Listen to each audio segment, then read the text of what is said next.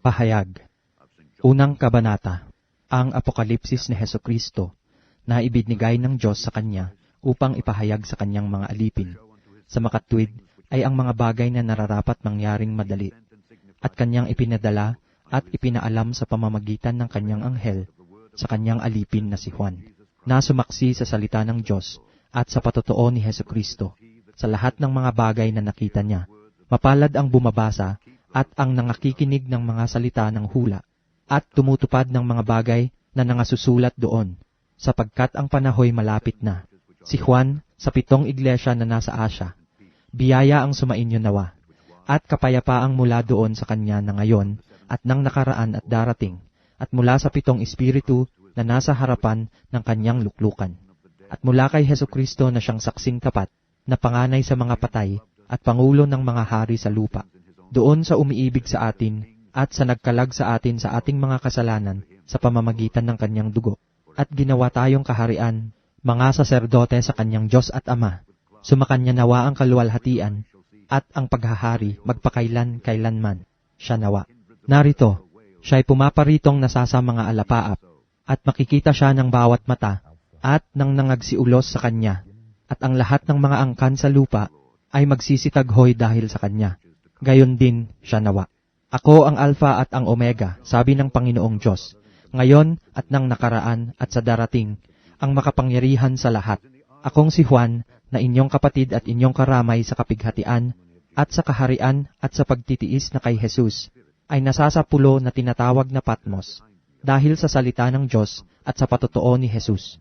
Ako'y nasa espiritu ng araw ng Panginoon, at narinig ko sa aking likuran ang dakilang tinig, na tulad sa isang pakakak, na nagsasabi, ang iyong nakikita ay isulat mo sa isang aklat, at iyong ipadala sa 7 iglesia, sa Efeso at sa Smyrna, at sa Pergamo at sa Tiatira, at sa Sardis, at sa Philadelphia, at sa Laodicea.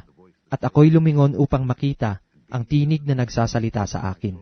At nang ako'y lumingon, ay nakita ko ang 7 kandelerong ginto, at sa gitna ng mga kandelero ay may isang katulad ng isang anak ng tao, na may suot na damit hanggang sa paa, at may bigkis ang dibdib na isang pamigkis na ginto. At ang kanyang ulo at ang kanyang buhok ay mapuputing gaya ng balahibong maputi ng tupa, gaya ng nyebe, at ang kanyang mga mata ay gaya ng ningas ng apoy. At ang kanyang mga paa ay katulad ng tansong binuli, na gaya ng dinalisay sa isang lutoang bakal. At ang kanyang tinig ay gaya ng lagaslas ng maraming tubig. At sa kanyang kanang kamay ay may 7 bituin. At sa kanyang bibig ay lumabas ang isang matalas na tabak na may 2 talim. At ang kanyang mukha ay gaya ng araw na sumisikat ng matindi. At nang siya'y aking makita, ay nasubasob akong waring patay sa kanyang paanan. At ipinatong niya sa akin ang kanyang kanang kamay na sinasabi, huwag kang matakot, ako'y ang una at ang huli, at ang nabubuhay, at ako'y namatay at narito ako'y nabubuhay magpakailanman. At nasa akin ang mga susi ng kamatayan at ng Hades. Isulat mo nga ang mga bagay na nakita mo, at ang mga bagay ngayon, at ang mga bagay na mangyayari sa darating. Ang hiwaga ng 7 bituin na iyong nakita sa aking kanang kamay, at ng 7 kandelerong ginto. Ang 7 bituin ay ang mga anghel ng 7 iglesia, at ang 7 kandelero ay ang 7 iglesia. Ikalawang kabanata. Sa anghel ng iglesia sa Efeso ay isulat mo, ang mga bagay na ito ay sinasabi ng may hawak ng 7 bituin sa kanyang kanang kamay, na yaong lumalakad sa gitna ng 7 kandelerong ginto. Nalalaman ko ang iyong mga gawa, at ang iyong pagpapagal at pagtitiis, at hindi mo matiis ang masasamang tao, at sinubok mo ang mga nagpapanggap na apostol, at sila'y hindi gayon, at nasumpungan mo silang pawang bulaan, at may pagtitiis ka, at nagbata ka dahil sa aking pangalan, at hindi ka napagod. Ngunit mayroon akong laban sa iyo, na iyong iniwan ang iyong unang pag-ibig. Kaya't alalahanin mo kung saan ka nahulog, at magsisi ka at gawin mo ang iyong mga unang gawa. O kung hindi, ay paririyan ako sa iyo, at aalisin ko ang iyong kandelero sa kanyang kinalalagyan, maliban na magsisi ka. Ngunit ito'y nasa iyo, na iyong kinapupuutan ang mga gawa ng mga Nikolaita, na kinapupuutan ko naman. Ang may pakinig ay makinig sa sinasabi ng Espiritu sa mga iglesia. Ang magtatagumpay ay siya kung pakakanin ng punong kahoy ng buhay, na nasa paraiso ng Diyos. At sa anghel ng iglesia sa Smyrna ay isulat mo, Ang mga bagay na ito ay sinasabi ng una at ng huli, na namatay at muling nabuhay. Nalalaman ko ang iyong kapighatian at ang iyong kadukhaan, datapwat ikaw ay mayaman, at ang pamumusong ng mga nagsasabing sila'y mga Hudyo, at hindi sila gayon, kundi isang sinagoga ni Satanas. Huwag mong katakutan ang mga bagay na iyong malapit ng tiisin. Narito, malapit nang ilagay ng dyablo ang ilan sa inyo sa bilangguan, upang kayo'y masubok, at magkakaroon kayo ng kapighatiang 10 araw. Magtapat ka hanggang sa kamatayan, at bibigyan kita ng putong ng buhay. Ang may pakinig ay makinig sa sinasabi ng Espiritu sa mga iglesia. Ang magtagumpay ay hindi parurusahan ng ikalawang kamatayan. At sa anghel ng iglesia sa Pergamo ay isulat mo, ang mga bagay na ito ay sinasabi ng may matalas na tabak na may 2 talim. Nalalaman ko kung saan ka tumatahan, sa makatwid bagay sa kinaroroonan ng luklukan ni Satanas, at iniingatan mong matibay ang aking pangalan, at hindi mo ikinaila ang aking pananampalataya, kahit ng mga araw man ni Antipas na aking saksi, aking taong tapat, na pinatay sa gitna ninyo, na tinatahanan ni Satanas. Datapwat mayroon akong ilang bagay na laban sayo, sapagkat mayroon ka diyang ilan na nanghahawak sa aral ni Balaam, na siyang nagturo kay Balak, na maglagay ng katisuran sa harapan ng mga anak ni Israel upang magsikain ng mga bagay na inihahain sa mga Diyos-Diyosan at makiapid. Gayon din naman na mayroon kang ilan na nanghahawak sa aral ng mga Nikolaita. Magsisi ka nga, o kung hindi ay madaling paririyan ako sa iyo at babakahin ko sila ng tabak ng aking bibig. Ang may pakinig ay makinig sa sinasabi ng Espiritu sa mga iglesia. Ang magtagumpay ay bibigyan ko ng manang natatago, at siya'y bibigyan ko ng isang batong puti, at sa bato ay may nakasulat na isang bagong pangalan, na walang nakakaalam kundi yaong tumatanggap. At sa anghel ng iglesia sa Tiatira ay isulat mo, ang mga bagay na ito ay sinasabi ng anak ng Diyos, na may mga matang gaya ng ningas ng apoy, at ang kanyang mga paa ay gaya ng tansong binuli. Nalalaman ko ang iyong mga gawa, at ang iyong pag-ibig, at pananampalataya, at ministeryo, at pagtitiis. At ang iyong mga huling gawa ay higit kaysa mga una. Datapwat mayroon akong laban sa iyo, na pinahintulutan mo ang babaeng si Jezebel, na nagpapanggap na propetisa, at siya'y nagtuturo at humihikayat sa aking mga lingkod, upang makiapid, at kumain ng mga bagay, na inihahain sa mga Diyos-Diyosan. At binigyan ko siya ng panahon upang makapagsisi, at siya'y ayaw magsisi sa kanyang pakikiapid. Narito, akin siyang iniraratay sa higaan, at ang mga nakikiapid sa kanya sa malaking kapighatian. Maliban na kung sila'y magsisipagsisi sa kanyang mga gawa, at papatayin ko ng salot ang kanyang mga anak, at malalaman ng lahat ng mga iglesia na ako'y yaong sumasaliksik ng mga pag-iisip at ng mga puso, at bibigyan ko ang bawat isa sa inyo ng ayon sa inyong mga gawa. Datapwat sinasabi ko sa inyo, sa mga iba na nasa Tiatira, sa lahat ng walang aral na ito, na hindi nakakaalam ng malalalim na bagay ni Satanas, gaya ng sinasabi nila, hindi na ako magpapasan sa inyo ng ibang pasan. Gayon may ang nasa inyo ay panghawakan ninyong matibay hanggang ako'y pumariyan, at ang magtagumpay at tumupad ng aking mga gawa hanggang sa katapusan, ay bibigyan ko ng kapamahalaan sa mga bansa. At sila'y paghaharian niya sa pamamagitan ng isang panghampas na bakal, gaya ng pagkadurog ng mga sisidlang lupa, nang magpapalayo, gaya naman ng tinanggap ko sa aking Ama. At sa kanya'y ibibigay ko ang tala sa umaga. Ang may pakinig ay makinig sa sinasabi ng Espiritu sa mga Ikatlong kabanata. At sa anghel ng iglesia sa Sardis ay isulat mo, ang mga bagay na ito ay sinasabi ng may 7 Espiritu ng Diyos, at may 7 bituin. Nalalaman ko ang iyong mga gawa, na ikaw ay may pangalang ikaw ay nabubuhay, at ikaw ay patay. Magpuyat ka, at pagtibayin mo ang mga bagay na natitira, na malapit ng mamatay, sapagkat wala akong nasumpungang iyong mga gawang sakdal sa harapan ng aking Diyos. Alalahanin mo nga kung paanong iyong tinanggap at narinig, at ito'y tuparin mo at magsisi ka. Kaya't kung hindi ka magpupuyat, ay paririyan akong gaya ng magnanakaw, at hindi mo malalaman kung anong panahon paririyan ako sa iyo. Ngunit mayroon kang ilang pangalan sa Sardis, na hindi nangagdumi ng kanilang mga damit, at sila'y kasama kong magsisilakad na may mga damit na maputi, sapagkat sila'y karapat-dapat. Ang magtagumpay ay daramtang gayon ng mga mapuputing damit, at hindi ko papawiin sa anumang paraan ang kanyang pangalan sa aklat ng buhay. at ipahahayag ko ang kanyang pangalan sa harapan ng aking Ama at sa harapan ng kanyang mga anghel. Ang may pakinig ay makinig sa sinasabi ng Espiritu sa mga iglesia. At sa anghel ng iglesia sa Philadelphia ay isulat mo, ang mga bagay na ito ay sinasabi ng banal, niyaong totoo, niyaong may susi ni David, niyaong nagbubukas at di mailalapat ng sinuman, at naglalapat at di maibubukas ng sinuman. Nalalaman ko ang iyong mga gawa. Narito, inilagay ko sa harapan mo ang isang pintuang bukas, na di mailalapat ng sinuman, na ikaw ay may kaunting kapangyarihan, at tinupad mo ang aking salita, at hindi mo ikinaila ang aking pangalan. Narito, ibinibigay ko sa sinagoga ni Satanas ang mga nagsasabing sila'y mga Hudyo at sila'y hindi, kundi nangagbubulaan. Narito, sila'y aking papariyanin at pasasambahin sa harap ng iyong mga paa, at nang maalamang ikaw ay aking inibig, sapagkat tinupad mo ang salita ng aking pagtitiis. Ikaw naman ay aking iingatan sa panahon ng pagsubok na darating sa buong sanglibutan, upang subukin ang mga nananahan sa ibabaw ng lupa.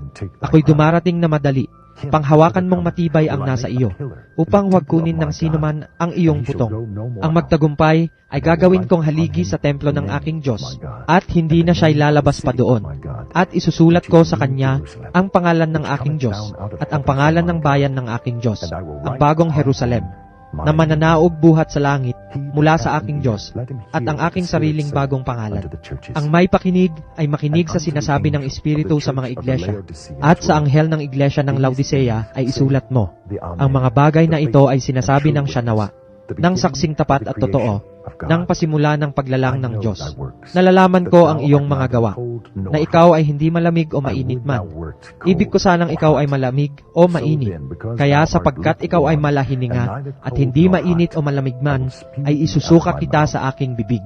Sapagkat sinasabi mo, ako'y mayaman, at nagkamit ng kayamanan, at hindi ako nangangailangan ng anuman, at hindi mo nalalamang ikaw ang aba at maralita at dukha at bulag at hubad. Ipinapayo ko sa iyo na ikaw ay bumili sa akin ng gintong dinalisay ng apoy, upang ikaw ay yumaman, at ng mapuputing damit upang iyong maisuot, at upang huwag mahayag ang iyong kahihiyang kahubaran, at ng pangpahid sa mata, na ipahid mo sa iyong mga mata, upang ikaw ay makakita. Ang lahat kong iniibig ay aking sinasaway at pinarurusahan. Ikaw nga'y magsikap at magsisi. Narito, ako'y nakatayo sa pintuan at tumutuktok. Kung ang sino man ay duminig ng aking tinig at magbukas ng pinto, ako'y papasok sa kanya at hahapong kasalo niya at siya'y kasalo ko. Ang magtagumpay ay aking pagkakaloobang umupong kasama ko sa aking luklukan. Gaya ko naman na nagtagumpay at umupong kasama ng aking Ama sa kanyang luklukan. Ang may pakinig ay makinig sa sinasabi ng Espiritu sa mga iglesia. Ika-4 na kabanata. Pagkatapos ng mga bagay na ito ay tumingin ako, at narito ang isang pintong bukas sa langit, at ang unang tinig na aking narinig, na gaya ng sa pakakak, na nakikipag-usap sa akin, ay sa isang nagsasabi, umakyat ka rito, at ipakikita ko sa iyo ang mga bagay na dapat mangyari sa haharapin. Pagdakay na pa sa Espiritu ako, at narito may isang luklukang nalalagay sa langit, at sa ibabaw ng luklukan ay may isang nakaupo. At ang nakaupo ay katulad ng isang batong haspe at isang sardyo, at naliligid ng isang bahaghari na tulad sa anyo ng isang esmeralda. At sa palibot ng luklukan ay may 24 na luklukan. At sa mga luklukan ay nakita kong nangakaupo ang 24 na matatanda, na nadaramtan ng mapuputing damit, at sa kanilang mga ulo ay may mga putong na ginto. At mula sa luklukan ay may lumalabas na kidlat, at mga tinig at mga kulog, at may 7 ilawang apoy na mga nagliliyab sa harapan ng luklukan, na siyang 7 espiritu ng Diyos. At sa harapan ng luklukan ay wari na may isang dagat na bubog na katulad ng salamin, at sa gitna ng luklukan at sa palibot ng luklukan ay may 4 na nilalang na buhay na puno ng mga mata sa harapan at sa likuran. At ang unang nilalang ay katulad ng isang leon, at ang ikalawang nilalang ay katulad ng isang guyang baka, at ang ikatlong nilalang ay may mukhang katulad ng isang tao, at ang ika-4 na nilalang ay katulad ng isang agila na lumilipad, at ang 4 na nilalang na buhay na may 6 na pakpak bawat isa sa kanila ay mga puno ng mata sa palibot at sa loob, at sila'y walang pahinga araw at gabi, na nagsasabi, Banal, Banal, Banal ang Panginoong Diyos, ang makapangyarihan sa lahat, na nabuhay at nabubuhay at siyang darating. At pagka ang mga nilalang na buhay ay nangagpupuri at nangagpapangaral at nangagpapasalamat sa nakaupo sa luklukan, doon sa nabubuhay magpakailan-kailanman. Ang 24 na matatanda ay magpapatira pa sa harapan niyaong nakaupo sa luklukan, at magsisisamba doon sa nabubuhay magpakailan-kailanman, at ilalagay ang kanilang putong sa harap ng luklukan na nangagsasabi, "Marapat ka, O Panginoon namin at Diyos namin, na tumanggap ng kaluwalhatian at ng kapurihan at ng kapangyarihan, sapagkat nilikha mo ang lahat ng mga bagay, at dahil sa iyong kalooban ay nangagsilitaw at nangalikha." Chapter 5. Ikalimang kabanata. At nakita ko sa kanang kamay niyaong nakaupo sa luklukan ang isang aklat na may sulat sa loob at sa labas, na tinatakang mahigpit ng 7 tatak. At nakakita ako ng isang malakas na anghel na nagtatanyag ng malakas na tinig. Sinong karapat dapat magbukas ng aklat at magtanggal ng mga tatak nito? At sino man sa langit o sa ibabaw man ng lupa o sa ilalim man ng lupa ay hindi makapagbukas ng aklat o makatingin man. At ako'y umiyak na mainam, sapagkat hindi nakasumpong ng sino mang marapat magbukas ng aklat o makatingin man. At sinabi sa akin ng isa sa matatanda, "Huwag kang umiyak, narito ang leon sa angkan ni Juda, ang ugat ni David, ay nagtagumpay upang magbukas ng aklat at ng 7 tatak nito." At nakita ko sa gitna ng luklukan at ng 4 na nilalang na buhay, at sa gitna ng matatanda, ang isang kordero na nakatayo, na wari ay pinatay, na may 7 sungay at 7 mata, na siyang 7 espiritu ng Diyos, na sinugo sa buong lupa. At siya'y lumapit at kinuha ang aklat sa kanang kamay niyaong nakaupo sa luklukan. At pagkakuha niya ng aklat, ang 4 na nilalang na buhay, ang 24 na matatanda, ay nangagpatira pa sa harapan ng kordero, na ang bawat isa'y may alpa, at mga mangkok na ginto na puno ng kamangyan, na siyang mga panalangin ng mga banal. At sila'y nangag-aawitan ng isang bagong awit na nagsasabi, "Ikaw ang karapat-dapat na kumuha ng aklat at magbukas ng mga tatak nito, sapagkat ikaw ay pinatay at pinili mo sa Diyos ng iyong dugo ang mga tao sa bawat angkan at wika at bayan at bansa. At sila'y iyong ginawang kaharian at mga saserdote sa aming Diyos, at sila'y nangaghahari sa ibabaw ng lupa." At nakita ko at narinig ko ang tinig ng maraming mga anghel sa palibot ng luklukan at ng mga nilalang na buhay at ng matatanda. At ang bilang nila ay 10,000 tigsa 10,000 at 1,000 na nangagsasabi ng malakas na tinig, "Karapat-dapat ang kordero na pinatay upang tumanggap ng kapangyarihan at kayamanan at karunungan at kalakasan at kapurihan at kaluwalhatian at pagpapala." At ang bawat bagay na nilalang na nasa langit at nasa ibabaw ng lupa at nasa ilalim ng lupa at nasa ibabaw ng dagat at lahat ng mga bagay na nasa mga ito ay narinig kong nangagsasabi sa kanya na nakaupo sa luklukan at sa kordero ay ang pagpapala at kapurihan at kaluwalhatian at paghahari magpakailan-kailanman. At ang 4 na nilalang na buhay ay nagsabi, "Siya nawa," at ang matatanda ay nangagpatira pa at nangagsisamba. Ika-6 na kabanata. At nakita ko nang buksan ng kordero ang isa sa 7 tatak, at narinig ko sa isa sa 4 na nilalang na buhay na nagsalitang gaya ng tunog ng kulog, "Halika." At tumingin ako at narito ang isang kabayong maputi, at yaong nakasakay dito ay may isang busog. At binigyan siya ng isang putong, at siya'y yumaong nagtatagumpay at upang magtagumpay. At nang buksan niya ang 2 tatak, ay narinig ko sa 2 nilalang na buhay na sinasabi, "Halika." At may lumabas na ibang kabayo, na kabayong mapula, at ang nakasakay dito ay pinagkaloobang mag-alis sa lupa ng kapayapaan, at upang mangagpatayan ang isa't isa, at binigyan siya ng isang malaking tabak. At nang buksan niya ang 2 tatak, ay narinig ko sa 2 nilalang na buhay na nagsasabi, "Halika." At tumingin ako at narito ang isang kabayong maitim, at yaong nakasakay dito ay may isang timbangan sa kanyang kamay. At narinig ko ang gaya ng isang tinig sa gitna ng 4 na nilalang na buhay, at nagsasabi, "Sa 1 denaryo ay 1 takal na trigo, at sa 1 denaryo ay 3 takal na sebada, at huwag mong ipahamak ang langis at ang alak."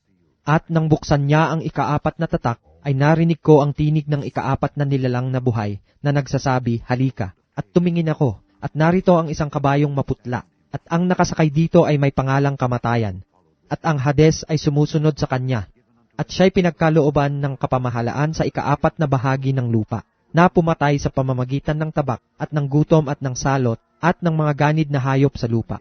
At nang buksan niya ang 5 tatak, ay nakita ko sa ilalim ng dambana ang mga kaluluwa ng mga pinatay dahil sa salita ng Diyos, at dahil sa patutuong sumakanila, At sila'y sumigaw ng tinig na malakas na nagsasabi, "Hanggang kailan, O Panginoong banal at totoo, hindi mo hahatulan at ipaghihiganti ang aming dugo sa mga nananahan sa ibabaw ng lupa?" At binigyan ang bawat isa sa kanila ng isang maputing balabal, at sa kanila'y sinabi na mangagpahinga pa ng kaunting panahon, hanggang sa maganap ang bilang ng kanilang mga kapwa alipin at ng kanilang mga kapatid na mga papatayin na manggaya nila. At nakita ko nang buksan niya ang ika-6 na tatak, at nagkaroon ng malakas na lindol, at ang araw ay umitim, na gaya ng isang magaspang na kayong buhok na maitim. At ang buong buwan ay naging gaya ng dugo, at ang mga bituin sa langit ay nangahulog sa lupa, gaya ng puno ng igos, na isinasambulat ang kanyang mga bungang bubot pagka hinahampas ng malakas na hangin. At ang langit ay nahawi na gaya ng isang lulong aklat kung nalulon, at ang bawat bundok at pulo ay naalis sa kanilang kinatatayuan. At ang mga hari sa lupa, at ang mga prinsipe, at ang mga pangulong kapitan, at ang mayayaman, at ang mga makapangyarihan, at ang bawat alipin, at ang bawat laya, ay nagsipagtago sa mga yungib, at sa mga bato sa mga bundok. At sinasabi nila sa mga bundok at sa mga bato, "Mahulog kayo sa amin, at kami iyong itago sa mukha noong nakaupo sa luklukan, at sa galit ng kordero, sapagkat dumating na ang dakilang araw ng kanilang kagalitan. At sino ang makakatayo?" 7 kabanata. At pagkatapos nito ay nakita ko ang 4 na anghel na nakatayo sa 4 na sulok ng lupa, na pinipigil ang 4 na hangin ng lupa, upang huwag humihip ang hangin sa lupa, o sa dagat man, o sa anumang punong kahoy. At nakita ko ang ibang anghel na umaakyat mula sa sikatan ng araw. Nataglay ang tatak ng Diyos na buhay. At siya'y sumigaw ng tinig na malakas sa 4 na anghel na pinagkaloobang maipahamak ang lupa at ang dagat, na nagsasabi, "Huwag ninyong ipahamak ang lupa, kahit ang dagat, kahit ang mga punong kahoy, hanggang sa aming matatakan sa kanilang mga noo ang mga alipin ng ating Diyos." At narinig ko ang bilang ng mga natatakan, na 144,000 na natatakan sa bawat angkan ng mga anak ni Israel. Sa angkan ni Juda ay 12,000 ang tinatakan. Sa angkan ni Ruben ay 12,000. Sa angkan ni Gad ay 12,000. Sa angkan ni Aser ay 12,000. Sa angkan ni Neftali ay 12,000. Sa angkan ni Manases ay 12,000. Sa angkan ni Simeon ay 12,000. Sa angkan ni Levi ay 12,000. Sa angkan ni Isakar ay 12,000. Sa angkan ni Zabulon ay 12,000. Sa angkan ni Jose ay 12,000. Sa angkan ni Benjamin ay 12,000 ang tinatakan.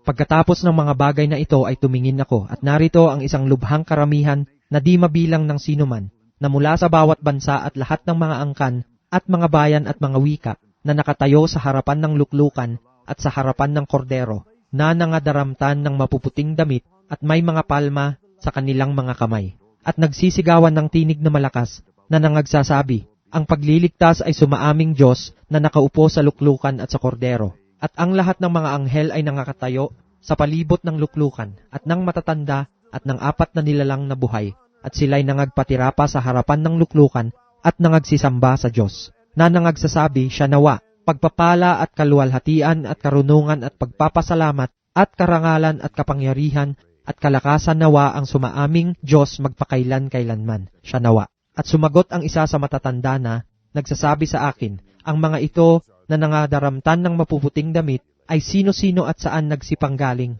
At sinabi ko sa kanya, "Panginoon ko, ikaw ang nakakaalam." At sinabi niya sa akin, "Ang mga ito'y ang nanggaling sa malaking kapighatian at nangaghugas ng kanilang mga damit at pinaputi sa dugo ng kordero. Kaya't sila'y nasa harapan ng luklukan ng Diyos na nangaglilingkod sa kanya araw at gabi sa kanyang templo, at siyang nakaupo sa luklukan ay lulukoban sila ng kanyang tabernakulo.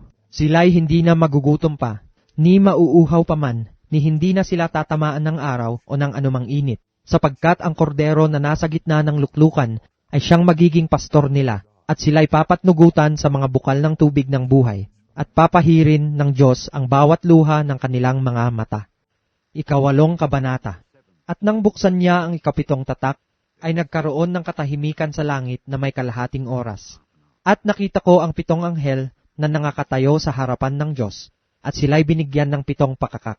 At dumating ang ibang anghel at tumayo sa harap ng dambana, na may hawak na isang gintong pangsuob ng kamangyan.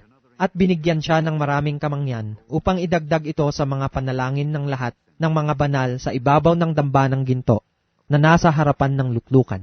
At ang usok ng kamangyan, kalakip ng mga panalangin ng mga banal, ay napailang lang mula sa kamay ng anghel sa harapan ng Diyos. At kinuha ng anghel ang pangsuob ng kamangyan, at pinuno niya ng apoy ng dambana, at itinapon sa lupa, at nagkaroon ng mga kulog, at mga tinig, at mga kidlat, at ng isang lindol. At ang 7 anghel na may 7 pakakak ay nagsihanda upang magsihihip. At humihip ang una, at nagkaroon ng graniso at apoy, na may halong dugo, at itinapon sa lupa, at ang 2 bahagi ng lupa ay nasunog, at ang 2 bahagi ng mga punong kahoy ay nasunog, at ang lahat ng sariwang damo ay nasunog. At humihip ang 2 anghel, at ang tulad sa isang malaking bundok na nagliliyab sa apoy ay nabulusok sa dagat, at ang 2 bahagi ng dagat ay naging dugo. At namatay ang 2 bahagi ng mga nilalang na nasa dagat, na mga may buhay, at ang 2 bahagi sa mga daong ay nawalat. At humihip ang 2 anghel, at nahulog mula sa langit ang isang malaking bituin na nagliliyab na gaya ng isang sulo, at nahulog sa 2 bahagi ng mga ilog at sa mga bukal ng tubig. At ang pangalan ng bituin ay Ahenho, at ang 2 bahagi ng tubig ay naging Ahenho. At maraming tao ay nangamatay dahil sa tubig sapagkat mapait ang tubig. At humihip ang 4 na anghel, at nasugatan ang 2 bahagi ng araw, at ang 2 bahagi ng buwan, at ang 2 bahagi ng bituin, upang magdilim ang 2 bahagi nila, at upang ang 2 bahagi ng maghapon ay huwag lumiwanag, at gayon din naman na ang gabi. At nakita ko at narinig ko ang isang anghel na lumilipad sa pagitan ng langit, na nagsasabi ng malakas na tinig, sa aba, sa aba, sa aba, ng mga nananahan sa ibabaw ng lupa, dahil sa mga ibang tunog ng pakakak ng 3 anghel na magsisihihip pa. 9 na kabanata. At humihip ang 5 anghel, at nakita ko ang isang bituin na nahulog sa lupa mula sa langit. At sa kanya'y ibinigay ang susi ng hukay ng kalaliman, at binuksan niya ang balon ng kalaliman, at napailang lang ang usok mula sa hukay, na gaya ng usok ng isang malaking lutoang bakal. At nagdilim ang araw, at ang himpapawid dahil sa usok ng hukay, at nangagsilabas sa usok ang mga balang sa lupa, at binigyan sila ng kapangyarihan, na gaya ng mga alakdan sa lupa na may kapangyarihan. At sinabi sa kanila na huwag ipahamak ang damo sa lupa, ni ang anumang bagay na sariwa, ni ang anumang punong kahoy, kundi ang mga tao lamang na walang tatak ng Diyos sa kanilang mga noo. At pinagkalooban silang huwag patayin ang mga ito, kundi pahirapan nilang 5 buwan. At ang kanilang pahirap ay gaya ng pahirap ng alakdan kung kumakagat sa isang tao. At sa mga araw na yaon ay hahanapin ng mga tao ang kamatayan. At sa anumang paraay hindi nila masusumpungan at mga gnanasang mamatay, at ang kamatayan ay tatakas sa kanila. At ang anyo ng mga balang ay katulad ng mga kabayong nahahanda sa pagbabaka, at sa kanilang mga ulo ay gaya ng mga putong na katulad ng ginto,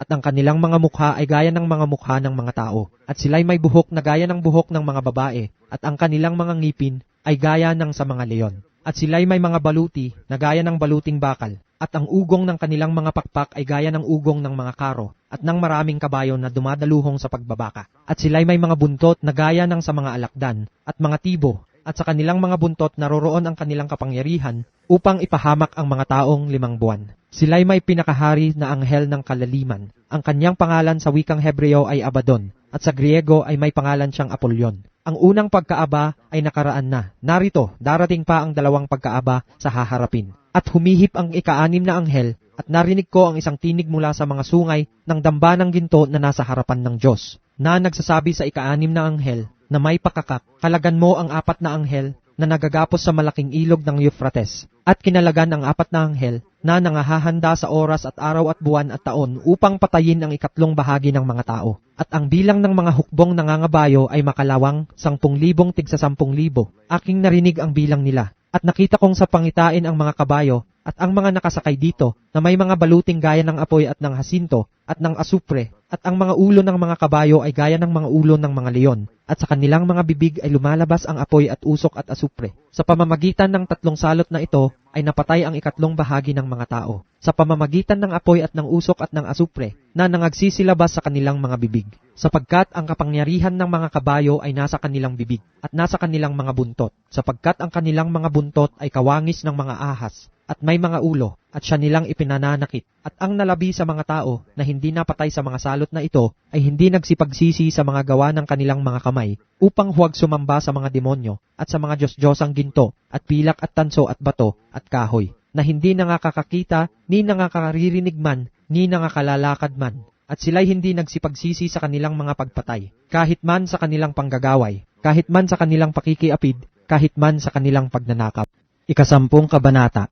At nakita ko ang ibang malakas na anghel, na nanaog na mula sa langit, na nabibihisan ng isang alapaap, at ang bahaghari ay nasa kanyang ulo, at ang kanyang mukha ay gaya ng araw, at ang kanyang mga paa ay gaya ng mga haliging apoy. At may isang maliit na aklat na bukas sa kanyang kamay, at itinungtong ang kanyang kanang paa sa dagat, at ang kanyang kaliwa ay sa lupa, at sumigaw ng malakas na tinig, na gaya ng leon na umaangal. At pagkasigaw niya, ay ang 7 kulog ay umugong, at pagkaugong ng 7 kulog, ay isusulat ko sana, at narinig ko ang isang tinig mula sa langit, na nagsasabi, tatakan mo ang mga bagay na sinalita ng 7 kulog, at huwag mong isulat. At ang anghel na aking nakita na nakatayo sa ibabaw ng dagat, at sa ibabaw ng lupa, ay itinaas ang kanyang kanang kamay sa langit, at ipinanumpa yaong nabubuhay magpakailan-kailanman, na lumalang ng langit at ng mga bagay na naroroon, at ng lupa at ng mga bagay na naririto, at ng dagat at ng mga bagay na naririto, na hindi na magluluwat ang panahon, kundi sa mga araw ng tinig ng 7 anghel, pagkamalapit ng siya'y humihip, kung magkagayoy ganap na ang hiwaga ng Diyos, ayon sa mabubuting balita na kanyang isinaysay sa kanyang mga alipin na mga propeta. At ang tinig na aking narinig na mula sa langit ay muling nagsalita sa akin, at nagsabi, humayo ka, kunin mo ang aklat na bukas na nasa kamay ng anghel na nakatayo sa ibabaw ng dagat at sa ibabaw ng lupa. At ako'y naparoon sa anghel na nagsabi ako sa kanya na ibigay sa akin ang maliit na aklat. At kanyang sinabi sa akin, kunin mo ito, at ito'y kanin mo, at papapaitin ang iyong tiyan. Datapwat sa iyong bibig ay magiging matamis na gaya ng pulot. At kinuha ko ang maliit na aklat sa kamay ng anghel, at aking kinain, at sa aking bibig ay matamis na gaya ng pulot, at ng aking makain ay pumait ang aking tiyan. At sinasabi nila sa akin, dapat kang manghulang muli sa maraming mga bayan at mga bansa at mga wika at mga hari. 11 kabanata. At binigyan ako ng isang tambong katulad ng isang panukat, at may isang nagsabi, magtindig ka, at sukatin mo ang templo ng Diyos, at ang dambana at ang mga sumasamba doon. At ang loobang nasa labas ng templo ay pabayaan mo, at huwag mong sukatin, sapagkat ibinigay sa mga hentil at kanilang yuyurakang 42 buwan ang banal na syudad. At may ipagkakaloob ako sa aking 2 saksi, at sila'y magsisipanghulang 1,260 araw na nararamtan ng magagaspang na kayo. Ang mga ito'y ang 2 punong olibo at ang 2 kandelero na nangakatayo sa harapan ng Panginoon ng lupa. At kung nasain ng sinuman na sila ipahamak, ay apoy ang lumalabas sa kanilang bibig, at lumalamon sa kanilang mga kaaway. At kung nasain ng sinuman na sila ipahamak, ay kailangan ang mamatay sa ganitong paraan. Ang mga ito'y may kapangyarihang magsara ng langit, upang huwag umulan sa loob ng mga araw ng kanilang hula, at may kapangyarihan sila sa mga tubig na mapaging dugo, at mapahirapan ang lupa ng bawat salot sa tuwing kanilang nasain. At pagka natapos nila ang kanilang patotoo, ang hayop na umahon mula sa kalaliman ay babaka sa kanila, at pagtatagumpayan sila at sila'y papatayin. At ang kanilang mga bangkay ay nasa lansangan ng malaking bayan, na ayon sa Espiritu ay tinatawag na Sodoma at Ehipto,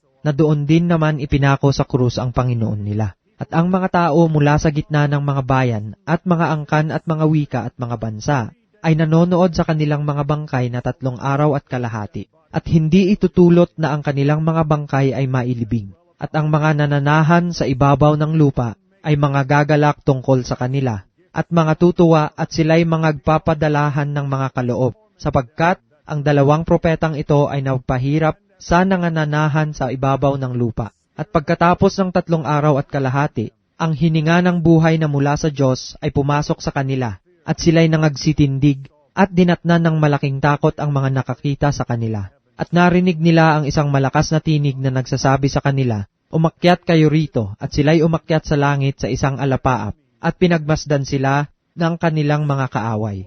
At ng oras na yaon ay nagkaroon ng isang malakas na lindol, at nag-iba ang 10 bahagi ng bayan, at may nangamatay sa lindol na 7,000 katao, at ang mga iba ay nangatatakot, at nangagbigay ng kaluwalhatian sa Diyos ng langit. Nakaraan na ang 2 pagkaaba, narito nagmamadaling dumarating ang 3 pagkaaba, at humihip ang 7 anghel, at nagkaroon ng malalakas na tinig sa langit, at nagsasabi, ang kaharian ng sanglibutan ay naging sa ating Panginoon, at sa kanyang Kristo, at siya'y maghahari magpakailan-kailanman. At ang 24 na matatanda na nakaupo sa kani-kanyang luklukan sa harapan ng Diyos ay nangagpatira pa at nangagsisamba sa Diyos, na nangagsasabi, "Pinasasalamatan ka namin, O Panginoong Diyos, na makapangyarihan sa lahat, na ikaw ngayon at naging ikaw ng nakaraan, sapagkat hinawakan mo ang iyong dakilang kapangyarihan, at ikaw ay naghari. At nangagalit ang mga bansa, at dumating ang iyong puot, at ang panahon ng mga patay upang mga hatulan, at ang panahon ng pagbibigay mo ng gantimpala sa iyong mga alipin na mga propeta, at sa mga banal at sa mga natatakot sa iyong pangalan, maliliit at malalaki, at upang ipahamak mo ang mga nagpapahamak ng lupa. At nabuksan ang templo ng Diyos na nasa langit, at nakita sa kanyang templo ang kaban ng kanyang tipan, at nagkaroon ng mga kidlat, at mga tinig, at mga kulog, at isang lindol, at malaking granizo." 12 kabanata. At ang isang dakilang tanda ay nakita sa langit, isang babae na nararamtan ng araw, at ang buwan ay nasa ilalim ng kanyang mga paa. At sa kanyang ulo ay may isang putong na 12 bituin. At siya'y nagdadalang tao, at siya'y sumisigaw na nagdaramdam sa panganganak, at sa hirap upang manganak. At ang ibang tanda ay nakita sa langit, at narito ang isang malaking dragong mapula na may 7 ulo at 10 sungay. At sa kanyang mga ulo'y may 7 diadema. At kinaladkad ng kanyang buntot ang 2 bahagi ng mga bituin sa langit, at ipinaghagis sa lupa. At lumagay ang dragon sa harapan ng babaeng manganganak na, upang lamunin ang kanyang anak pagkapanganak niya. At siya'y nanganak ng isang anak na lalaki, na maghahari na may panghampas na bakal sa lahat ng mga bansa. At ang kanyang anak ay inagaw na dinala hanggang sa Diyos, at hanggang sa kanyang luklukan. At tumakas ang babae sa ilang, na doon siya'y ipinaghanda ng Diyos ng isang dako, upang doon siya ampuning 1,260 araw. At nagkaroon ng pagbabaka sa langit. Si Miguel at ang kanyang mga anghel ay nakipagbaka sa dragon, at ang dragon at ang kanyang mga anghel ay nakipagbaka. At hindi sila nanganalo, ni nasumpungan pa man ang kanilang dako sa langit. At inihagis ang malaking dragon, ang matandang ahas, ang tinatawag na Diablo at Satanas, ang dumadaya sa buong sanglibutan. Siya'y inihagis sa lupa at ang kanyang mga anghel ay inihagis na kasama niya. At narinig ko ang isang malakas na tinig sa langit, na nagsasabi, "Ngayoy dumating ang kaligtasan, at ang kapangyarihan, at ang kaharian ng ating Diyos, at ang kapamahalaan ng kanyang Kristo, sapagkat inihagis na ang tagapagsumbong sa ating mga kapatid, na siyang sa kanila'y nagsusumbong sa harapan ng ating Diyos, araw at gabi. At siya'y kanilang dinaig dahil sa dugo ng kordero, at dahil sa salita ng kanilang patotoo, at hindi nila inibig ang kanilang buhay hanggang sa kamatayan. Kaya't mga galak kayo, o mga langit at kayong nagsisitahan dyan, sa aba ng lupa at ng dagat, sapagkat ang Diablo'y bumaba sa inyo, na may malaking galit, sapagkaalam niya na kaunting panahon na lamang mayroon siya. At nang makita ng dragon na siya'y inihagis sa lupa, ay inusig niya ang babaeng nanganak ng sanggol na lalaki. At sa babae ibinigay ang 2 pakpak ng agilang malaki, upang ilipad sa ilang mula sa harap ng ahas hanggang sa kanyang tahanan, na pinagkandilihan sa kanyang isang panahon, at mga panahon at kalahati ng isang panahon. At ang ahas ay nagbuga sa kanyang bibig sa likuran ng babae ng tubig na gaya ng isang ilog, upang maipatangay siya sa agos. At tinulungan ng lupa ang babae, at ibinuka ang kanyang bibig at nilamon ng ilog, na ibinuga ng dragon sa kanyang bibig. At nagalit ang dragon sa babae, at umalis upang bumakas sa nalabi sa kanyang binhi, na siyang nagsisitupad ng mga utos ng Diyos, at mga may patotoo ni Jesus. 13 kabanata. At siya'y tumayo sa buhanginan ng dagat, at nakita ko ang isang hayop na umaahon sa dagat, na may 10 sungay at 7 ulo, at sa kanilang mga sungay ay may 10 diadema, at sa kanyang mga ulo ay may pangalan ng kapusungan. At ang hayop na aking nakita ay katulad ng isang leopardo, at ang kanyang mga paa ay gaya ng sa oso, at ang kanyang bibig ay gaya ng bibig ng leon. At ibinigay sa kanya ng dragon ang kanyang kapangyarihan, at ang kanyang luklukan at dakilang kapamahalaan. At nakita ko ang isa sa kanyang mga ulo na waring sinugatan ng ikamamatay, at ang kanyang sugat na ikamamatay ay gumaling, at ang buong lupay ng gilalas sa hayop. At sila'y nangagsisamba sa dragon sapagkat ibinigay niya ang kanyang kapamahalaan sa hayop. At nangagsisamba sa hayop na nangagsasabi, "Sino ang kagaya ng hayop? At sinong makababaka sa kanya?"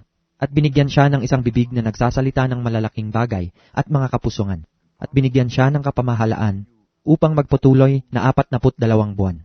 At binuka niya ang kanyang bibig sa mga kapusungan laban sa Diyos. upang pusungin ang kanyang pangalan at ang kanyang tabernakulo, gayon din naman ang mga nananahan sa langit. At ipinagkaloob sa kanya na makipagbaka sa mga banal, at pagtagumpayan sila, at binigyan siya ng kapamahalaan sa bawat angkan, at bayan at wika at bansa. At ang lahat ng nanananahan sa lupa ay magsisisamba sa kanya, na ang kani-kaniyang pangalan ay hindi nasusulat sa aklat ng buhay ng Kordero, na pinatay buhat ng itatag ang sanglibutan. Kung ang sino man ay may pakinig, ay makinig. Kung ang sino man ay sa pagkabihag, ay sa pagkabihag paroroon siya. Kung ang sino man ay papatay sa tabak, ay dapat siyang mamatay sa tabak. Narito ang pagtityaga at ang pananampalataya ng mga banal. At nakita ko ang ibang hayop na umaahon sa lupa, at may dalawang sungay na katulad ng sa isang kordero, at siya'y nagsasalitang gaya ng dragon, at kanyang isinasagawa ang buong kapamahalaan ng unang hayop sa kanyang paningin. At pinasasamba niya ang lupa at ang nangananahan dito sa unang hayop, na gumaling ang sugat na ikamamatay. At siya'y gumagawa ng mga dakilang tanda, na anupat nakapagpapababa ng kahit apoy mula sa langit hanggang sa lupa sa paningin ng mga tao. At nadadaya niya ang mga nananahan sa lupa dahil sa mga tanda na sa kanya'y ipinagkaloob na magawa sa paningin ng hayop, na sinasabi sa mga nananahan sa lupa na dapat silang gumawa ng isang larawan ng hayop na mayroon ng sugat ng tabak at nabuhay. At siya'y pinagkaloobang makapagbigay ng hininga sa larawan ng hayop, upang ang larawan ng hayop ay makapangusap at maipapatay naman ang lahat ng hindi sumasamba sa larawan ng hayop. At ang lahat, maliliit at malalaki, at mayayaman at mga dukha, at ang mga laya at ang mga alipin, ay pinabigyan ng isang tanda sa kanilang kanang kamay o sa noo. At nang huwag makabili o makapagbili ang sinuman, kundi siyang mayroong tanda, sa makatwid ay ng pangalan ng hayop o bilang ng kanyang pangalan. Dito'y may karunungan. Ang may pagkaunawa ay bilangin ang bilang ng hayop, sapagkat siyang bilang ng isang tao, at ang kanyang bilang ay 666. 14 na kabanata. At tumingin ako at narito, ang kordero ay nakatayo sa bundok ng Sayon, at ang kasama niya ay 144,000 may pangalan niya, at pangalan ng kanyang ama, na nasusulat sa kani-kanyang noo. At narinig ko ang isang tinig na mula sa langit, na gaya ng lagaslas ng maraming tubig, at gaya ng ugong ng malakas na kulog. At ang tinig na aking narinig ay gaya ng sa mga manunugtog ng alpa na tumutugtog ng kanilang mga alpa. At sila'y nangag-aawitan, nawari isang bagong awit sa harapan ng luklukan, at sa harap ng 4 na nilalang, na buhay at ng matatanda. At sino man ay hindi maaaring matuto ng awit, kundi ang 144,000 lamang. Sa makatwid ay siyang mga binili mula sa lupa. Ang mga ito'y ang hindi nangahawa sa mga babae, sapagkat sila'y mga malilinis. At ang mga ito'y ang nagsisisunod sa kordero, saan man siya pumaroon.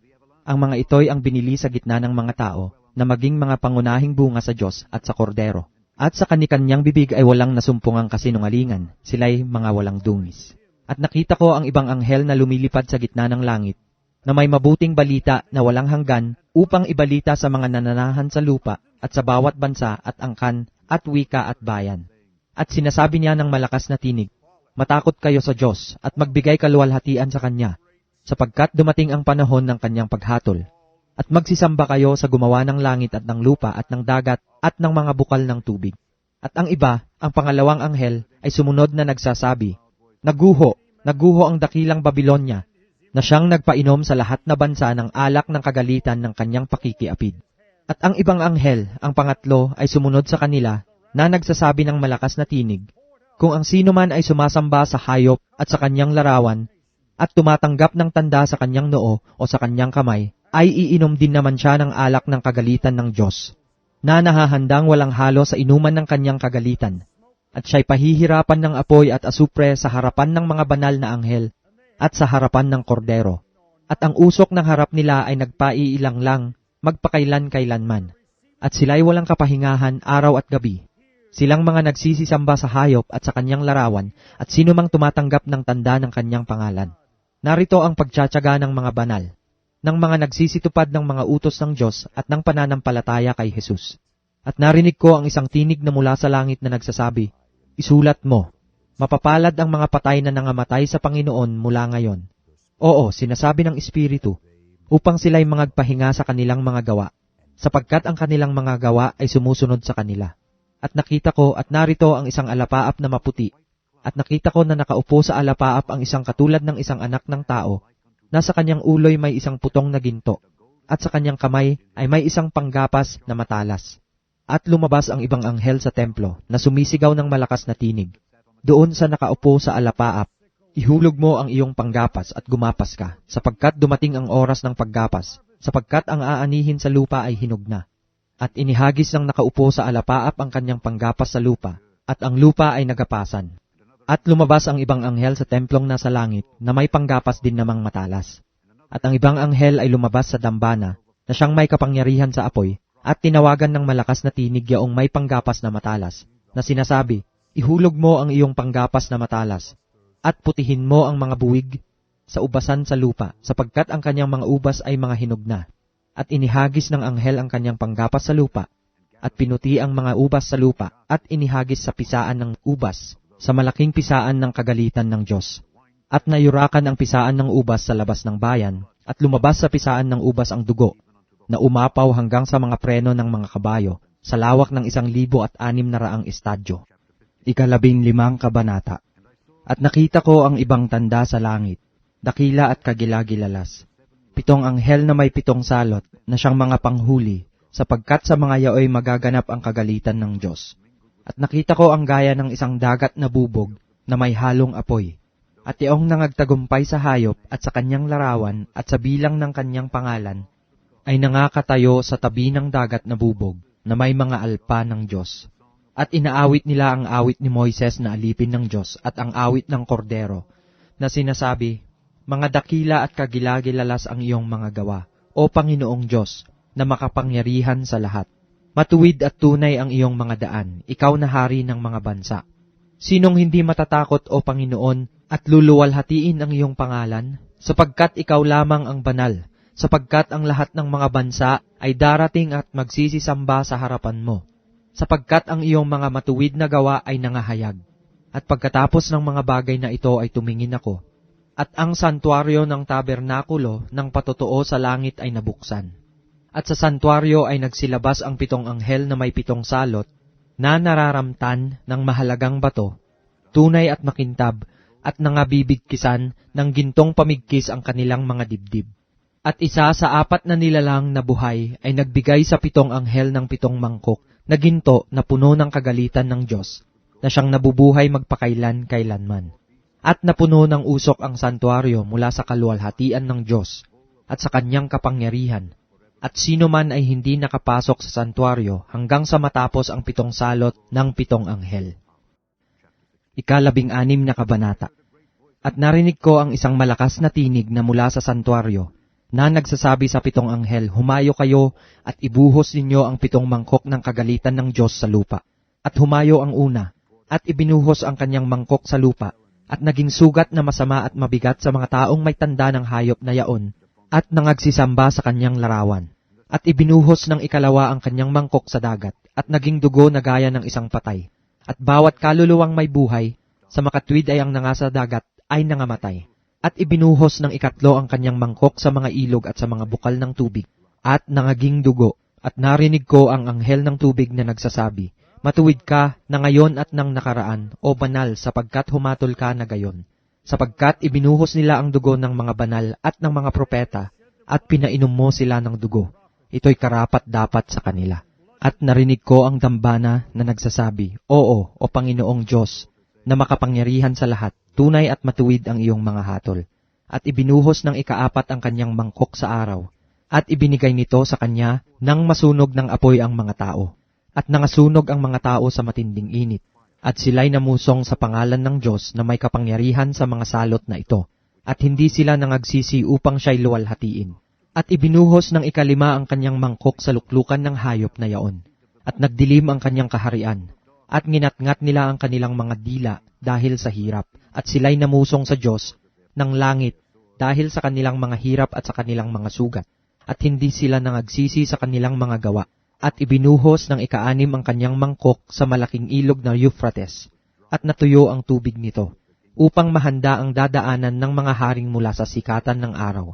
At nakita kong lumabas sa bibig ng dragon, at sa bibig ng hayop, at sa bibig ng bulaang propeta ang 3 espiritong karumal-dumal, na gaya ng mga palaka, sapagkat sila'y mga espiritu ng mga demonyo, na nagsisigawa ng mga tanda, na pinaparoonan nila ang mga hari sa buong sanglibutan, upang tipunin sa pagbabaka sa dakilang araw ng Diyos na makapangyarihan sa lahat. Narito, ako'y pumaparitong gaya ng magnanakaw. Mapalad siyang nagpupuyat at nag-iingat ng kanyang mga damit, na baka siya'y lumakad na hubad at makita nila ang kanyang kahihiyan. At tinipon sila sa dako na sa Hebreo ay tinatawag na Armageddon. At ibinuhos ng ikapito ang kanyang mangkok sa hangin, at lumabas sa santuaryo ang isang malakas na tinig, mula sa luklukan na nagsasabi, "Nagawa na." At nagkaroon ng mga kidlat, at mga tinig, at mga kulog, at nagkaroon ng malakas na lindol, na di nangyari kailanman mula nang magkatao sa lupa. Isang lindol na lubhang malakas, lubhang kakilakilabot. At ang dakilang bayan ay nabahagi sa tatlo.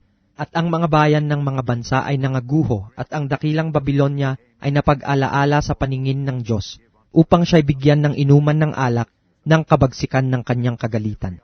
At tumakas ang bawat pulo, at ang mga bundok ay hindi nangasumpungan. At malaking graniso na kasing laki ng talento ay lumagpak sa mga tao buhat sa langit, at namusong ang mga tao sa Diyos dahil sa salot na graniso, sapagkat ang salot na ito ay lubhang malaki. 17 kabanata. At dumating ang isa sa 7 anghel na may 7 mangkok, at nagsalita sa akin, na nagsasabi, "Pumarito ka, ipakikita ko sa iyo ang hatol sa bantog na patutot, na nakaupo sa maraming tubig, na siyang pinakiapiran ng mga hari sa lupa, at ang mga nananahan sa lupa ay nalasing sa alak ng kanyang pakikiapid. At ako'y kanyang dinalang nasa espiritu sa isang ilang, at nakita ko ang isang babae na nakasakay sa isang hayop na pula, na puno ng mga pangalang pamumusong, na may 7 ulo at 10 sungay. At nararamtan ang babae ng kulay ube at ng pula, at nahihiyasan ng ginto at ng mga mahahalagang bato at mga perlas. Nasa kanyang kamay ay may isang sarong ginto na puno ng mga kasuklam-suklam at ng mga bagay na marurumi ng kanyang pakikiapid. At sa kanyang noo ay nakasulat ang isang pangalan, Hiwaga, Dakilang Babilonya, ina ng mga patutot at ng mga kasuklam-suklam sa lupa. At nakita ko ang babae na lasing sa dugo ng mga banal, at sa dugo ng mga martir ni Jesus. At nang aking makita siya, ay nanggilalas ako ng malaking panggigilalas. At sinabi sa akin ng anghel, "Bakit ka nanggigilalas? Sasabihin ko sa iyo ang hiwaga ng babae, at ng hayop na sinasakyan niya, na may 7 ulo at 10 sungay.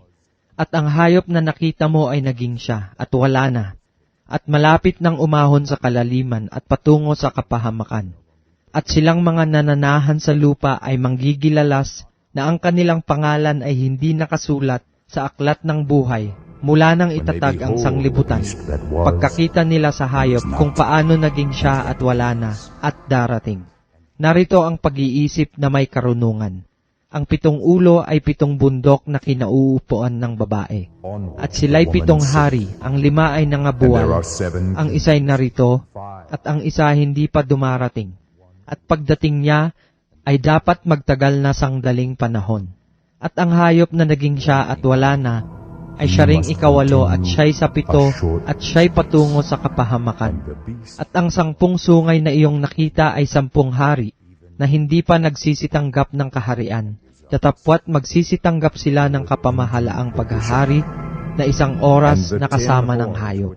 Ang mga ito ay may isang kaisipan, at ibinibigay nila ang kanilang kapangyarihan at kapamahalaan sa hayop. Makikipagbaka ang mga ito laban sa kordero, na sila'y dadaigin ng kordero, sapagkat siya'y Panginoon ng mga Panginoon at Hari ng mga hari, at ng mga kasama niya, na mga tinawag at mga pili at mga tapat ay nananaig din. At sinabi niya sa akin, ang tubig na iyong nakita, na kinauupuan ng patutot, ay mga bayan, at mga karamihan, at mga bansa at mga wika. At ang 10 sungay na iyong nakita at ang hayop, ay siyang nangapupuot sa patutot, at siya'y pababayaan, at huhubaran, at kakanin ang kanyang laman, at siya'y lubos na susupukin ng apoy. Sapagkat inilagay ng Diyos sa kanilang mga puso na gawin ang kanyang kaisipan, at mangagkaisa ng kaisipan, at ibigay ang kanilang kaharian sa hayop, hanggang sa maganap ang mga salita ng Diyos. At ang babae na iyong nakita ay ang dakilang bayan, na naghahari sa mga hari sa lupa. 18 kabanata. Pagkatapos ng mga bagay na ito ay nakita ko ang ibang anghel na nananaog mula sa langit na may dakilang kapamahalaan, at ang lupa ay naliwanagan ng kanyang kaluwalhatian. At siya'y sumigaw ng malakas na tinig na nagsasabi, Naguho, naguho ang dakilang Babilonya, at naging tahanan ng mga demonyo at kulungan ng bawat espiritong karumal-dumal, at kulungan ng bawat karumal-dumal at kasuklam-suklam na mga ibon. Sapagkat dahil sa alak ng galit ng kanyang pakikiapid, ay nangaguho ang lahat ng mga bansa, at ang mga hari sa lupa ay nangakiapid sa kanya. At ang mga mangangalakal sa lupa ay nagsiyaman dahil sa kapangyarihan ng kanyang kalayawan. At narinig ko ang ibang tinig na mula sa langit na nagsasabi, Mangagsilabas kayo sa kanya, bayan ko, upang huwag kayong mangaramay sa kanyang mga kasalanan, at huwag kayong magsitanggap ng kanyang mga salot. Sapagkat ang kanyang mga kasalanan ay umabot hanggang sa langit, at naaalaala ng Diyos ang kanyang mga katampalasanan. Ibigay din ninyo ang ayon sa ibinigay niya sa inyo, at ibayuhin ninyo ng ibayo sa kanyang mga gawa. Sa sarong kanyang pinaghaluan, ay ipaghalo ninyo siya ng ibayo. Kung gaano ang pagkakapagmapuri at pagkapamuhay na malayaw, ay gayon din naman ang ibigay ninyo sa kanyang pahirap at pagluluksa. Sapagkat sinasabi niya sa kanyang puso, Ako'y nakaupong reyna, at hindi ako bao, at hindi ko makikita kailanman ang pagluluksa. Kaya't darating sa isang araw ang mga salot sa kanya, kamatayan at pagluluksa at gutom, at siya'y lubos na susunugin sa apoy, sapagkat malakas ang Panginoong Diyos na humatol sa kanya. At ang mga hari sa lupa, na nangakiapid at nangabuhay na malayaw na kasama niya, ay mangagsisiiyak at mangagsisitaghoy tungkol sa kanya. Pagkakita nila ng usok ng kanyang pagkasunog, at nangakatayo sa malayo dahil sa takot sa pahirap sa kanya, na nangagsasabi, sa aba ng dakilang bayang Babilonya, ng bayang matibay, sapagkat sa isang oras ay dumating ang hatol sa iyo, at ang mga mangangalakal sa lupa ay mangagsisiiyak at mangagluluksa tungkol sa kanya, sapagkat wala nang bibili pa ng kanyang kalakal, ng kalakal na ginto at pilak, at mahalagang bato, at mga perlas at mainam na lino, at kayong kulay ube at sutla, at kayong pula, at sari-saring mababangong kahoy, at bawat kasangkapang garing, at bawat kasangkapang mahalagang kahoy, at tanso at bakal at marmol, at kanela at espesyas, at insyenso, at ungguento, at kamangyan at alak at langis, at mainam na harina at trigo at mga baka, at mga tupa, at kalakal na mga kabayo at mga karo, at mga alipin, at mga kaluluwa ng mga tao. At ang mga bungang pinipita mo ay nangapalayo sa iyo, at lahat ng mga bagay na maiinam at mariringal ay nangalipol sa iyo, at hindi na mga susumpungan pa. Ang mga mangangalakal ng mga bagay na ito, na nangagsiyaman dahil sa kanya, ay mangagsisitayo sa malayo dahil sa takot sa pahirap sa kanya, na nagsisiiyak at nagsisipagluksa, na nangagsasabi sa aba, niyaong dakilang bayan, siya na nararamtan ng mahalagang lino at ng kayong kulay ube at pula, at napapalamutihan ng ginto at ng mahalagang bato at ng perlas, sapagkat sa loob ng isang oras ay nalipol ang gayong malaking kayamanan, at bawat pinunong daong at bawat naglalayag sa anmang dako, at ang mga mangdaragat, at lahat ng nagsisipaghanap buhay sa dagat, ay nangakatayo sa malayo, at nangagsisigaw pagkakita sa usok ng kanyang pagkasunog, na nangagsasabi, anong bayan ang katulad ng dakilang bayan? At sila'y nangagbubuhos ng alabok sa kanilang mga ulo, at nagsisigawan, na nag-iiyakan at nagtataghuyan, na nangagsasabi, sa aba, ang dakilang bayan, na siyang iniyaman ng lahat na may mga daong sa dagat, dahil sa kanyang mga kayamanan, sapagkat sa loob ng isang oras ay nalipol. Magalak ka tungkol sa kanya o langit, at kayong mga banal, at kayong mga apostol at kayong mga propeta, sapagkat inihatol ng Diyos ang inyong hatol sa kanya. At dinampot ng isang anghel na malakas ang isang bato, na gaya ng isang malaking gilingang bato, at inihagis sa dagat na sinasabi, gayon sa isang kakilakilabot na pagkahulog, igigiba ang Babilonya, ang dakilang bayan, at hindi na masusumpungan pa. At ang tinig ng mga manunugtog ng alpa at ng mga musiko at ng mga manunugtog ng plauta, at ng mga manunugtog ng pakakak ay hindi na maririnig pa sa iyo, at wala nang manggagawa ng anumang gawa ay masusumpungan pa sa iyo. at ang ugong ng gilingan ay hindi na maririnig pa sa iyo, at ang ilaw ng ilawan ay hindi naliliwanag pa sa iyo, at ang tinig ng kasintahang lalaki at ng kasintahang babae ay hindi na maririnig pa sa iyo, sapagkat ang mga mangangalakal mo ay naging mga pangulo sa lupa, sapagkat dinaya ng iyong panggagaway ang lahat ng mga bansa, at nasumpungan sa kanya ang dugo ng mga propeta at ng mga banal, at ng lahat ng mga pinatay sa lupa. 11 na kabanata. Pagkatapos ng mga bagay na ito ay narinig ko ang gaya ng isang malaking tinig ng isang makapal na karamihan sa langit, na nagsasabi, Aleluya! Kaligtasan at kaluwalhatian at kapangyarihan ay nauukol sa ating Diyos, sapagkat tunay at matuwid ang kanyang mga paghatol, sapagkat hinatulan niya ang bantog na patutot na siyang nagpasama sa lupa ng kanyang pakikiapid, at iginanti niya ang dugo ng kanyang mga alipin sa pamamagitan ng kanyang kamay. At sila'y muling nangagsabi, Aleluya! At ang usok niya ay napaiilang lang magpakailan-kailanman. At nangagpatira pa ang 24 na matatanda, at ang 4 na nilalang na buhay, at nangagsisamba sa Diyos na nakaupo sa luklukan, na nangagsasabi, Siya nawa, Aleluya! At lumabas ang isang tinig sa luklukan na nagsasabi, Purihin ninyo ang ating Diyos, ninyong lahat na mga lingkod niya, ninyong lahat na mga natatakot sa Kanya, maliliit at malalaki. At narinig ko ang gaya ng isang tinig ng isang makapal na karamihan, at gaya ng lagaslas ng maraming tubig, at gaya ng ugong ng malalakas na kulog na nagsasabi, Aleluya! Sapagkat naghahari ang Panginoong ating Diyos na makapangyarihan sa lahat. Tayo'y mga galak at tayo'y mga gsayang mainam, at siya'y ating luwalhatiin sapagkat dumating ang pagkakasal ng kordero at ang kanyang asawa ay nahahanda na. At sa kanya'y ipinagkaloob na damtan ang kanyang sarili ng mahalagang lino, makintab at tunay, sapagkat ang mahalagang lino ay siyang mga matuwid na gawa ng mga banal. At sinasabi niya sa akin, isulat mo, mapapalad ang mga inanyayahan sa paghapon sa kasalan ng kordero. At sinasabi niya sa akin, ang mga ito'y siyang tunay na mga salita ng Diyos. At ako'y nagpatira pa sa kanyang paanan upang siya'y aking sambahin. At sinasabi niya sa akin, ingatan mong huwag gawin iyan. Ako'y kapwa mo alipin at ng iyong mga kapatid na mayroong patutuo ni Jesus. Sumamba ka sa Diyos, sapagkat ang patutuo ni Jesus ay siyang espiritu ng hula. At nakita kong bukas ang langit at narito ang isang kabayong maputi. At yaong nakasakay dito ay tinatawag na tapat at totoo. At sa katuwiran, siya'y humahatol at nakikipagbaka. At ang kanyang mga mata ay ningas ng apoy, at sa kanyang ulo ay maraming diadema.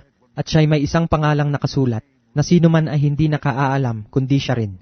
At siya'y nararamtan ng damit na winisikan ng dugo, at ang kanyang pangalan ay tinatawag na ang Verbo ng Diyos.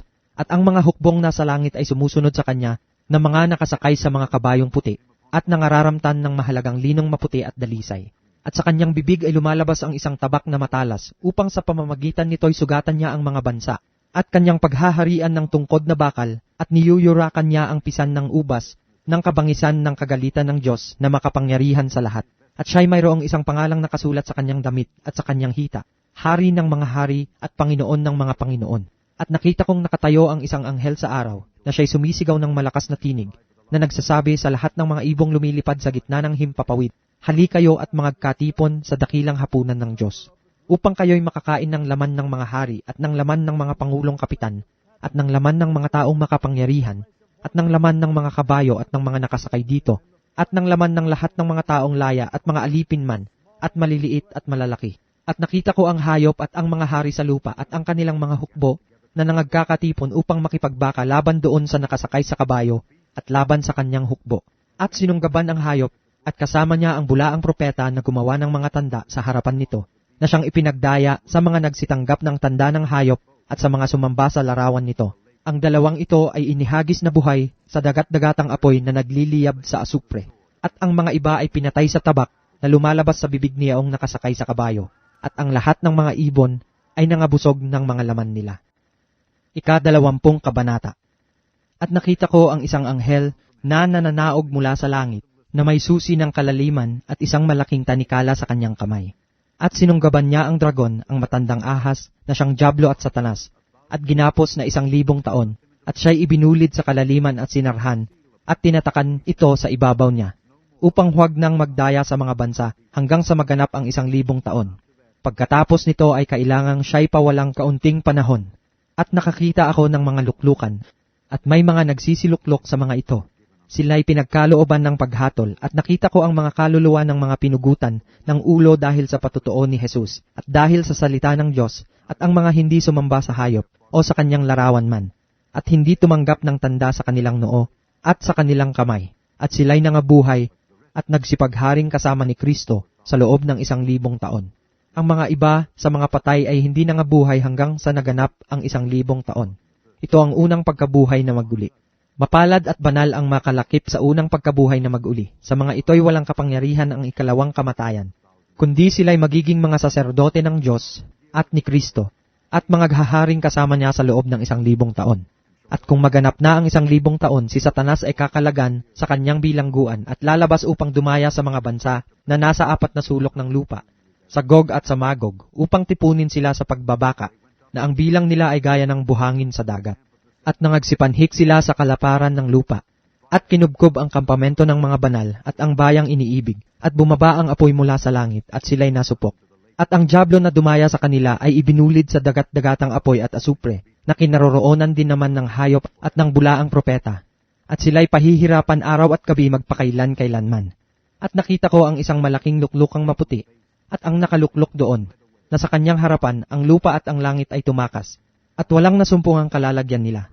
At nakita ko ang mga patay, malalaki at maliliit, na nangakatayo sa harapan ng luklukan, at nangabuksan ang mga aklat at nabuksan ang ibang aklat, na siyang aklat ng buhay, at ang mga patay ay hinatulan ayon sa mga bagay na nasusulat sa mga aklat, ayon sa kanilang mga gawa. At ibinigay ng dagat ang mga patay na nasa kanya, at ibinigay ng kamatayan at ng Hades ang mga patay na nasa kanila, at sila'y hinatulan bawat tao ayon sa kani-kanyang mga gawa. At ang kamatayan at ang Hades ay ibinulit sa dagat-dagatang apoy. Ito ang ikalawang kamatayan. Sa makatuwid ay ang dagat-dagatang apoy.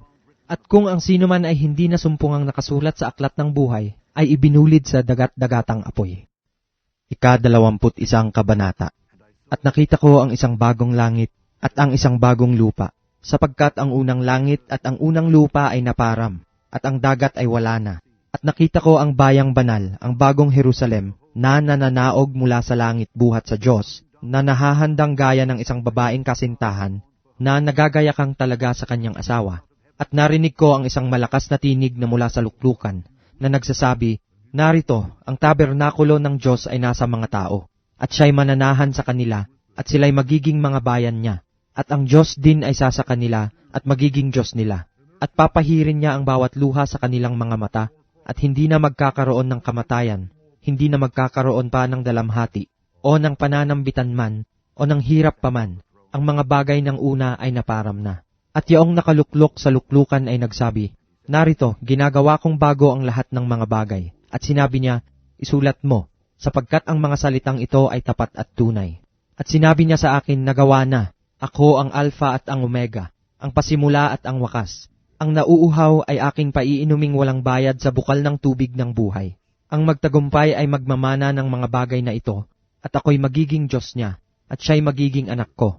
Ngunit sa mga duwag at sa mga hindi mananampalataya, at sa mga kasuklam-suklam at sa mga mamamatay tao, at sa mga mapakiapid, at sa mga manggagaway, at sa mga mapagsamba sa Diyos-Diyosan, at sa lahat ng mga sinungaling, ang kanilang bahagi ay sa dagat-dagatang nagniningas sa apoy at asupre, na siyang ikalawang kamatayan.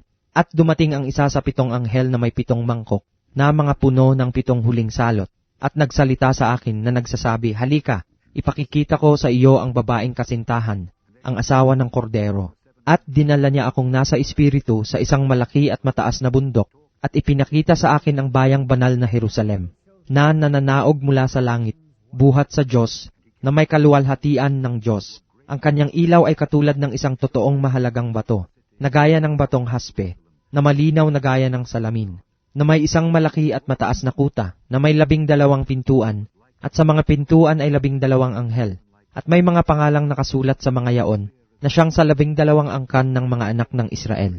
Sa silanganan ay may 3 pintuan, at sa hilagaan ay may 3 pintuan, at sa timugan ay may 3 pintuan, at sa kanluran ay may 3 pintuan. At ang kuta ng bayan ay may 12 pinagsasaligan, at sa mga ito'y ang 12 pangalan ng 12 apostol ng Kordero. At ang nakikipag-usap sa akin ay may panukat na tambong ginto, upang sukatin ang bayan, at ang mga pintuan nito at ang kuta nito. At ang pagkatayo ng bayan ay parisukat, at ang kanyang haba ay gaya ng kanyang luwang, at sinukat niya ng tambo ang bayan, ay 12,000 estadyo.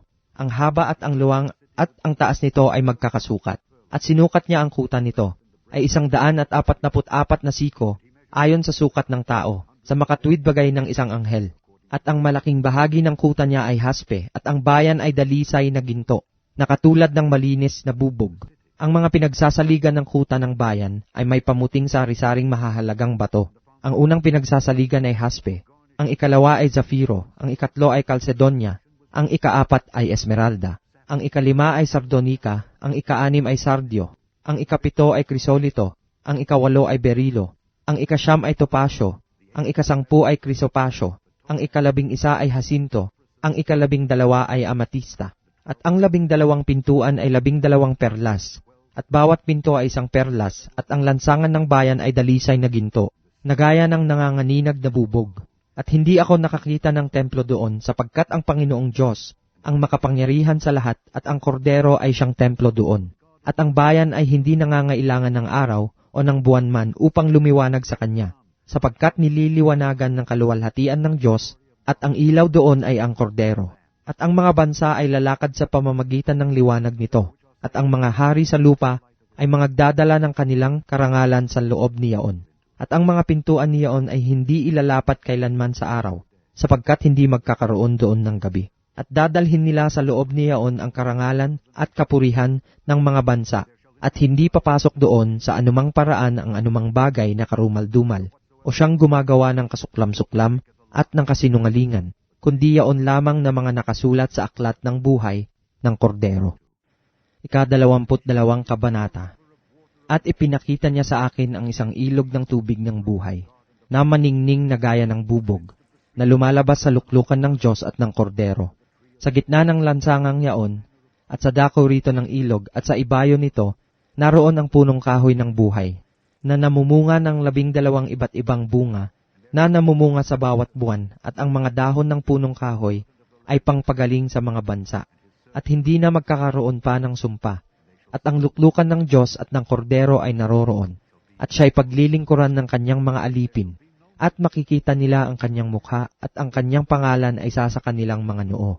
At hindi na magkakaroon pa ng gabi, at sila'y hindi nangangailangan ng liwanag ng ilawan, ni ng liwanag man ng araw, sapagkat liliwanagan sila ng Panginoong Diyos, at sila'y maghahari magpakailan-kailanman. At sinabi niya sa akin, ang mga salitang ito'y tapat at tunay, at ang Panginoon, ang Diyos ng mga espiritu ng mga propeta, ay nagsugo ng kanyang anghel upang ipakita sa kanyang mga alipin ang mga bagay na kinakailangang mangyari madali. At narito, ako'y madaling pumaparito. Mapalad ang tumutupad ng mga salita ng hula ng aklat na ito. At akong si Juan, ako ang nakarinig at nakakita ng mga bagay na ito. At nang aking marinig at makita, ay nagpatira pa ako upang sumamba sa harapan ng anghel na nagpakita sa akin ng mga bagay na ito. At sinasabi niya sa akin, ingatan mong huwag gawin iyan. Ako'y kapwa mo alipin at ng iyong mga kapatid ng mga propeta, at ng mga tumutupad ng mga salita ng aklat na ito. Sumamba ka sa Diyos. At sinasabi niya sa akin, huwag mong tatakan ang mga salita ng hula ng aklat na ito, sapagkat malapit na ang panahon. Ang liko ay magpakaliko pa, at ang marumi ay magpakarumi pa, at ang matuwid ay magpakatuwid pa, at ang banal ay magpakabanal pa. Narito, ako'y madaling pumaparito, at ang aking gantimpala ay nasa akin, upang bigyan ng kagantihan ang bawat isa ayon sa kanyang gawa. Ako ang Alpha at ang Omega, at ang una at ang huli, ang pasimula at ang wakas. Mapapalad ang nangaghuhugas ng kanilang damit, upang sila'y magkaroon ng karapatan sa punong kahoy ng buhay, at makapasok sa bayan sa pamamagitan ng mga pintuan. Na nga sa labas ang mga aso, at ang mga manggagaway, at ang mga mapakiapid, at ang mga mamamatay tao, at ang mga mapagsamba sa Diyos-Diyosan, at ang bawat nag-iibig at gumagawa ng kasinungalingan. Akong si Jesus ay nagsugo ng aking anghel upang sa inyo'y magpatotoo ng mga bagay na ito sa mga iglesia. Ako ang ugat at ang supling ni David, ang maningning na tala sa umaga. At ang espiritu at ang kasintahang babae ay nagsasabi, halika. At ang nakikinig ay magsabi, halika. At ang nauuhaw ay pumarito. Ang may ibig ay kumuhang walang bayad ng tubig ng buhay. Aking sinasaksihan sa bawat taong nakikinig sa mga salita ng hula ng aklat na ito. Kung ang sino man ay magdadagdag sa mga ito, ay daragdagan siya ng Diyos ng mga salot na nakasulat sa aklat na ito. At kung ang sino man ay mag-alis sa mga salita ng aklat ng hulang ito, ay aalisin ng Diyos ang kanyang bahagi sa punong kahoy ng buhay, at sa bayang banal na nangakasulat sa aklat na ito. Ang sumasaksi sa mga bagay na ito ay nagsasabi, Oo, ako'y madaling pumaparito. Siya nawa, pumarito ka Panginoong Hesus. Ang biyaya ng Panginoong Hesus ay mapasa mga banal nawa. Siya nawa. The end of the New Testament. The end of the Holy Bible.